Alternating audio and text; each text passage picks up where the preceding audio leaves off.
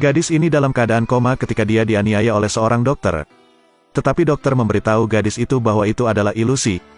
Tapi Kimberly berpikir tidak mungkin berhalusinasi. Jadi gadis itu meminta dokter untuk memeriksa kesehatannya. Mereka menemukan DNA orang lain di tubuh Kimberly. Sekarang Kimberly yakin. Jadi gadis itu segera pergi ke polisi. Tetapi mereka mengatakan Dr. Richard telah menjalani profesinya selama lebih dari 10 tahun. Biasanya, dia sangat lembut dan baik hati. Dia tidak bisa melakukan hal seperti itu. Polisi mengatakan kepada gadis itu untuk mengingat kejadian itu dengan hati-hati. Tapi pikiran Kimberly tiba-tiba menjadi kabur. Gadis yang hanya mengingat pertengkaran. Gadis itu terluka dan harus pergi ke rumah sakit. Meski polisi FBI memastikan tidak ada hal seperti itu. Namun pada akhirnya mereka harus mengambil keputusan karena sikap Kimberly tersebut. FBI pergi mencari Dr. Richard dan memberitahunya tentang tuduhan Kimberly terhadapnya. Kemudian mereka akan mengambil darahnya untuk diselidiki. Tapi FBI tidak mengambil darahnya di tempat.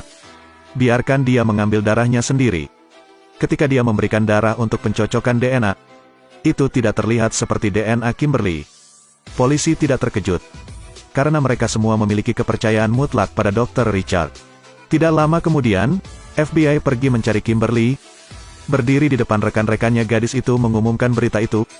Dr. Richard tidak melecehkannya. Kalimat ini membuat gadis itu kehilangan muka. Kimberly sangat marah. Terlihat jelas bahwa dialah korbannya.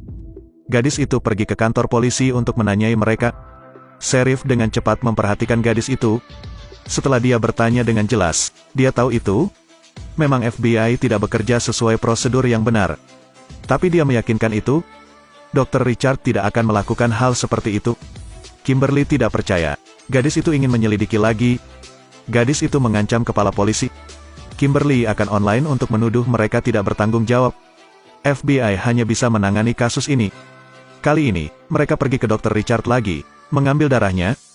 Tapi dia sangat kooperatif dengan polisi. Hasilnya masih belum sesuai dengan sampel DNA yang ditemukan. Kali ini sheriff adalah pengawasnya. Tidak ada yang bisa ikut campur. Kimberly juga terdiam. Jika penyelidikan berlanjut, gadis itu akan dirugikan. Tapi gadis itu tetap merasa dilanggar. Gadis itu juga melihat wajah Dr. Richard. Ini pasti masalah. Kimberly terus menuntut keadilan untuk dirinya sendiri. Tapi sekarang tidak ada yang peduli dengan gadis itu lagi. Pada akhirnya mereka membiarkan Kimberly. Kimberly juga harus membayar $200.000 kepada dokter tersebut. Kimberly kehilangan kepercayaan semua orang. Semua orang berasumsi bahwa gadis itu paranoid. Setiap kali saya melihat Kimberly dengan mata yang tidak biasa, lambat laun Kimberly menjadi autis, menderita depresi. Pikiran terus-menerus berpikir tentang dilecehkan. Ayah gadis itu memutuskan untuk membawa gadis itu ke kota lain. Meskipun dia sangat mempercayai putrinya, tidak ada cara lain. Ia mengatakan jika Kimberly pernah salah ingat. Bahkan orang yang paling percaya padaku mengatakan hal yang sama. Kimberly juga secara bertahap mempertimbangkan kembali. Kimberly mengira dia pusing. Kimberly segera pergi menemui psikiater. Setelah beberapa saat Kimberly juga menjadi jauh lebih baik. Tapi tidak menyangka suatu hari gadis itu berbicara dengan mantan suaminya. Dia bilang gadis itu juga bukan wanita bangsawan. Bahkan jika itu benar-benar dilanggar, itu tidak masalah. Berhentilah berpura-pura menjadi tinggi. Jadi Kimberly menjadi gila lagi. Rupanya gadis itu tidak salah, tapi dia dikritik. Kimberly juga mendengar percakapan itu. Temannya bertanya mengapa dia pindah.